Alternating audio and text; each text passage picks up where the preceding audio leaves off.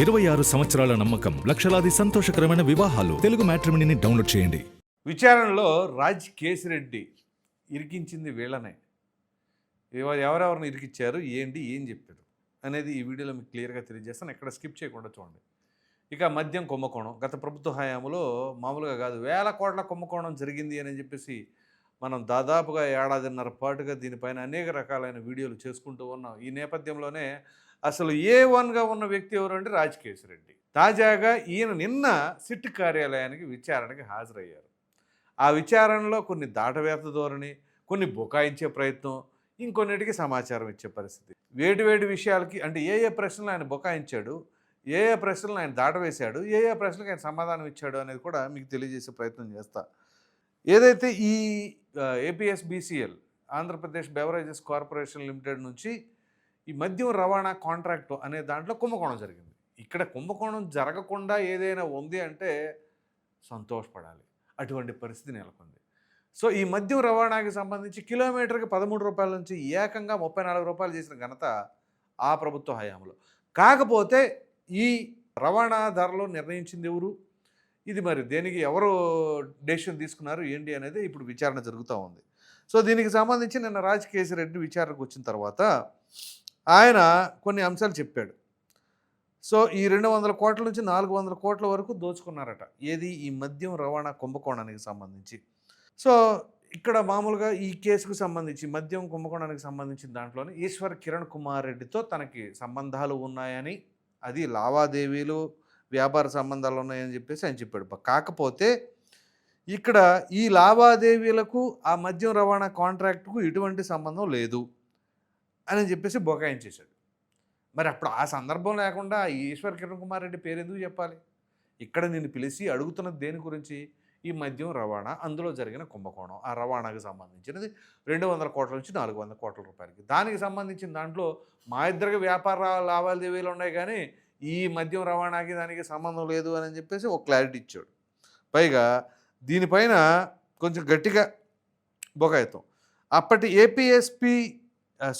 APSBCL అధికారులే ఈ కుంభకోణంలో కీలక పాత్రదారులని, వారినే ప్రశ్నించాలని సూచించినట్లు తెలిసింది.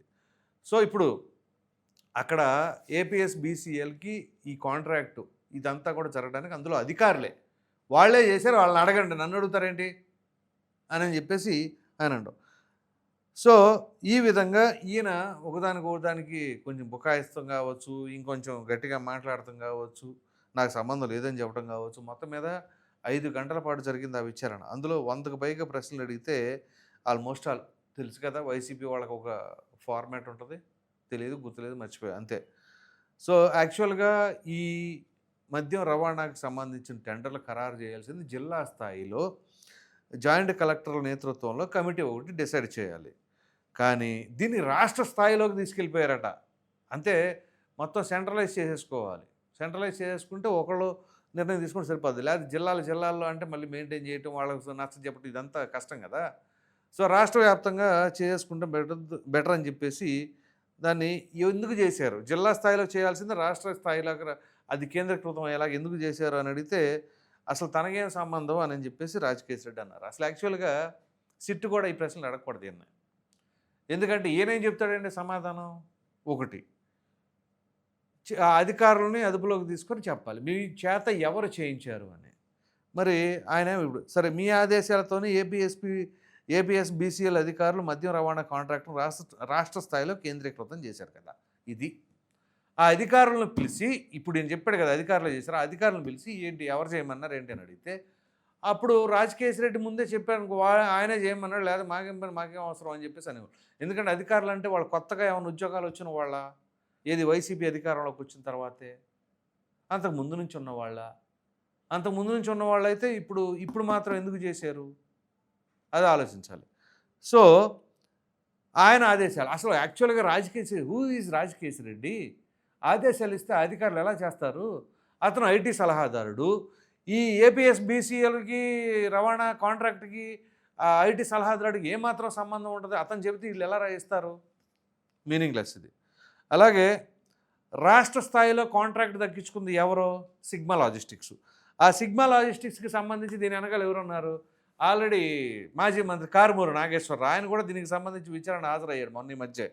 సో అలాగే దాని వెనకాల మీరే ఉండి నడిపించారా అని అడక్క ఆ సంస్థ తనది కాదని జవాబిచ్చాడు. Okay, right.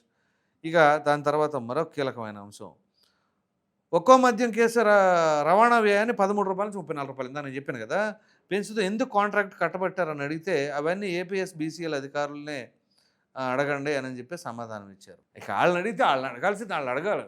యాక్చువల్గా సీరియస్గా చెప్తున్నాను, ఈ ఎంక్వైరీల్లో రెక్లెస్ సమాధానాలు మర్చిపోయాను అని అంటే మాత్రం మామూలుగా ఇవ్వకూడదు ట్రీట్మెంట్. ఇది ఎవరైనా కావచ్చు. నాకు తెలీదు, వాళ్ళని అడగండి వీళ్ళని అడగండి, ఎవరిని అడగాలో సిట్ అధికారులకు తెలియదా? కానీ నిన్ను ఎందుకు అడుగుతున్నారు? నాకు తెలియదండి, నాకు ఎటువంటి సంబంధం లేదు అని చెప్పడం వేరు. ఇది నాకు తెలీదు, మీరు వాళ్ళని అడగండి వీళ్ళని అడగండి అంటున్నారంటే ఎంత ఇదో అర్థం చేసుకోండి ఇక్కడ. సో ఈ విచారణలు కూడా మామూలుగా జరిగితే మాట వినరేమో బహుశా. తప్పులు చేసి కూడా ఆ రకంగా వీళ్ళు అసలు సిట్ అధికారులనే బొకాయించేస్తున్నారంటే వీళ్ళు మామూలుగా కాదు, మాస్టర్స్ పిహెచ్డీలు చేశారు ఈ ఇల్లీగల్ యాక్టివిటీస్లో అనే తరహాలో ఉన్నాయి వాళ్ళ సమాధానాలు. సో అక్కడ ఆ రకంగా సిట్ అధికారులు పిలిచి అడుగుతుంటే 100 ప్రశ్నలు అడిగితే సమాధానం చెప్పట్లేదంటే ఇక వీళ్ళు ఆల్రెడీ సిట్ అధికారులు కూడా అంటే not only in this crime, A crime తీసుకున్నా మెంటల్గా ఫిక్స్ అయిపోతారు. వీళ్ళు చెప్పే ఆన్సర్ ఇదే, తెలీదు, గుర్తులేదు, మర్చిపోయాం. మనమే చెబుతున్నాం, ఇంకా వాళ్ళ అసలు ప్రొఫెషనే అది ఇన్వెస్టిగేషన్ చేయటం. అటువంటిది వాళ్ళకి ఏమాత్రం అవగాహన లేకుండా ఉంటుందా? వాళ్ళని పిలిచినప్పుడే అసలు క్రైమ్ చేశాడా చేయలేదా అనేది ఫేస్ చూడగానే వాళ్ళకి నిర్ధారణ చేసుకుంటారు. వాళ్ళు చెప్పే దాంట్లో నిజమా అబద్ధం అనేది కూడా తెలుసు, బట్ స్టిల్ అడగాలి కాబట్టి వాళ్ళు తెలియదు, గుర్తులేదు, మర్చిపోయా అని అంటారని తెలిసినా అడుగుతూ ఉంటారు. అది వాళ్ళ యొక్క ధోరణి. ఆ తరహాలో ఈయన 100 ప్రశ్నలు పైగా దాదాపు అడిగితే సమాధానాలు మొక్కుబడిగా అక్కడక్కడ చెప్తే మే 4వ తేదీకి తదుపరి విచారణ వేశారు వాయిదా. సో మళ్ళీ విచారణకు రమ్మని చెప్పేసి చెప్పడం జరిగింది. మరి 4వ తారీఖు వచ్చి మాత్రం ఏం చెప్తాడు? 4వ తారీఖు అంటే బహుశా రేపు మండే అనుకుంటా. మండే వస్తాడు, ఫ్రెష్గా వస్తాడు. ఈలోపు ఈ 2-3 రోజుల్లో ఏం జరుగుద్ది? ఏమేమి అడిగారు ఏంటి? ఇవాళ వాసుదేవరెడ్డి నిన్న విచారణకి వెళ్ళొచ్చాడు కదా, రాత్రే కాల్స్ మొదలయ్యి ఉంటాయి. అవి కాల్స్ చేసుకుంటారా, లేకపోతే ఒక సీక్రెట్ మీటింగ్ పెట్టుకుంటారా, ఇంకొకళ్ళ ద్వారా థర్డ్ పర్సన్ ద్వారా చెప్పించుకోండి. ఎందుకంటే మరలా ఎటువంటి టెక్నికల్ ఎవిడెన్స్లు దొరకకుండా చూసుకోవాలి కదా. సో ఏం జరిగింది ఏంటి అని అవతల ఎవరైతే ఇబ్బంది పడతా భయపడతా ఉంటారో వాళ్ళు ఆల్రెడీ ఇన్ఫర్మేషన్ గ్యాదర్ చేస్తారు. సో 4వ తేదీన ఒకవేళ అడిగితే ఏం అడుగుతారు? మళ్ళీ ఇందులో కొన్ని బ్లాక్ షిప్స్ ఉంటాయి, అందులో అధికారులు కూడా ఉండొచ్చు. రే బాబు, రేపు 4వ తారీఖు నేను రమ్మంది అందుకే ఇందుకోసం అడుగుతారు కాబట్టి నువ్వు వీటికి ప్రిపేర్గా ఉండని చెప్పేసి ఏమన్నా అటు నుంచి లీకేజ్లు వస్తాయి డిపార్ట్మెంట్ నుంచి. అటువంటి రాకపోతే ఓకే ఫైన్. ఇటు పక్కన వీళ్ళ ఆలోచనలు వీళ్ళు ఏదో చేసుకుంటారు కదా, ఇదిగో అన్న నన్ను ఇప్పుడు పలానా రోజు రమ్మంటున్నారు, మరి రేపు ఏం అడుగుతారో తెలియదు, మరి దానికి సంబంధించి ఏంటి, మేమేం సమాధానం చెప్పాలి ఏంటి అని చెప్పేసి మరలా ఇక్కడ ఒకసారి ఒక ట్రైనింగ్ సెషన్ ఏమైనా జరుగుద్దేమో. రే బాబు ఇలా అడుగుతారు, నువ్వు ఇలా చెప్పని చెప్పేసి అది పరిస్థితి. సో ఇప్పుడు ఈ రాజకేశిరెడ్డికి సంబంధించి ఇదొకటి. అలాగే ఆ బెవరేజెస్ కార్పొరేషన్ లిమిటెడ్ ఎండీగా చేసినటువంటి వాసుదేవరెడ్డి. సో ఇక వాసుదేవరెడ్డికి సంబంధించిన అప్డేట్ ఏంటి అంటే ఈ ముందస్తు బెయిల్ పిటిషన్, ఈయనకు ముందస్తు బెయిల్ కావాలంట. వీళ్ళు చేసే పనులకి వీళ్ళకి ముందస్తు బెయిల్ కావాలి. ఏది? ఈ మద్యం రవాణా కాంట్రాక్ట్కి సంబంధించిన కుంభకోణం కేసులో వాసుదేవరెడ్డికి కోర్టులో గట్టి దెబ్బ. అది ఏంటి అంటే ముందస్తు బెయిల్ మంజూరు చేయాలని చెప్పేసి ఈయన దాఖలు చేసిన పిటిషన్ విజయవాడలోని 7th ADJ కోర్టు డిస్మిస్ చేసింది. సో లాస్ట్ వీక్ 2 వర్గాల వాదనలు పూర్తయిన తర్వాత వాసుదేవరెడ్డి పిటిషన్ను నిన్న తోసిపుచ్చారనమాట. సో ఈ కేసులో వాసుదేవరెడ్డికి ఆల్రెడీ బెయిల్ వచ్చింది. ఈ నేపథ్యంలో అరెస్ట్ కాకుండా ఉండేందుకు పిటిషన్ వేశారు. డిపోల నుంచి మద్యం రవాణాల సరుకు రవాణా చేసే కాంట్రాక్టును కేంద్రీకృతం చేసి వైసీపీ నేతలకు అనుకూలంగా మార్చడంలో నాటి ఏపీఎస్ బీసీఎల్ ఎండి వాసుదేవరెడ్డికి కీలక పాత్ర. సో దీంట్లో ఈయన పాత్ర కూడా ఉంది. సో ఇప్పుడు దీన్ని స్టేట్ వైడ్గా చేసి కేంద్రీకృతం చేయడానికి వాసుదేవరెడ్డిది పాత్ర ఉంది అని చెప్పి సిట్ చెబుతుంది. సో ఇక్కడ సిట్ ఎంక్వైరీలో రాజకేశిరెడ్డికి సంబంధించిన దాంట్లో ఏమడుతున్నారు? మీ ప్రమేయం ఉందంట కదా అన్నారు. అంటే వాసుదేవరెడ్డిని ఎండీగా తీసుకొచ్చి ఆయన ఎక్కడో రైల్వేలో చేస్తున్నాడు అనుకుంటా, ఆయన తీసుకొచ్చి జగన్మోహన్ రెడ్డి ఇక్కడ పెట్టి రాజకేశిరెడ్డిని అటాచ్ చేసి ఇదిగో ఇతను మనం కావాలని ఐటీ సలహాదారుడు పోస్ట్ ఇచ్చాం కానీ ఎవ్రీథింగ్ ఈ హ్యాండిల్స్ అని చెప్పేసి ఏమన్నా వీళ్ళిద్దరికి పరిచయం చేసి సో ఇదంతా స్కెచ్ వేశారా?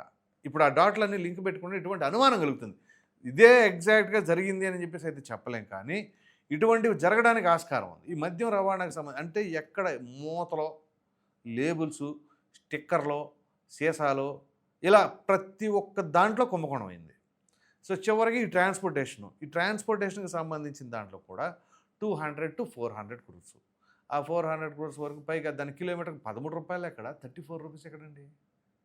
అంత పెంచేస్తారా? 150% పెంచేసుకుంటారా? అలా పెంచేసుకొని దాన్ని దోచేశారు. సో, ఈ నేపథ్యంలో ఈ 2, 3 రోజుల్లో కూడా మరి ఏం సంభాషణ జరిగిద్ది? పైగా ఇప్పుడు వాసుదేవరెడ్డి ఏమో నాకు బెయిల్ కావాలో, నన్ను బెయిల్ ఇవ్వండో అని చెప్పేసి వాసుదేవరెడ్డి కోరుకుంటారు. సో, ఆ రకంగా ఇప్పుడు వాసుదేవరెడ్డి, రాజకేశిరెడ్డి ఇరువురి కలయికతో ఈ యొక్క రవాణా జరిగిందా? ఇది తీసుకెళ్ళి కారుమూరి నాగేశ్వరరావుకి, ఆయన కొడుకు, ఆయన కారుమూరి సునీల్, అలాగే కీర్తి ఆయన కోడలు, వీళ్ళ ముగ్గురికి దాంట్లో కుంభకోణంలో ఉంది అని చెప్పేసి ఆల్రెడీ పలుసార్లు వాళ్ళని పిలవడం జరిగింది. సో, ఇలా ఎంతమంది మామూలుగా గుళ్ళో పలహారం పంచుకున్నట్టు, ప్రసాదం పంచుకున్నట్టు పనిచేసుకుంటా వెళ్ళిపోయారనమాట ఈ ప్రజల సొమ్ముని. సో, ఇది అండర్లైన్ చేసుకోండి. ప్రజాధనాన్ని, ప్రజల రక్త మాంసాలని ఆ రకంగా దోచేసి దాన్ని నరమాంస భక్షులుగా ఎవరెవరు కాజేశారు ఏంటి అనేది మీకు ఇప్పుడు కనపడతా ఉంది కదా. సో, మీరేమనుకుంటున్నారు? ఈ రాజకేశిరెడ్డి అలాగే వాసుదేవరెడ్డి నిన్న వాళ్ళకి ఎదురైన పరిణామాల నేపథ్యంలో మీ అభిప్రాయం ఏంటి అనేది కామెంట్లో తప్పకుండా తెలియజేయండి.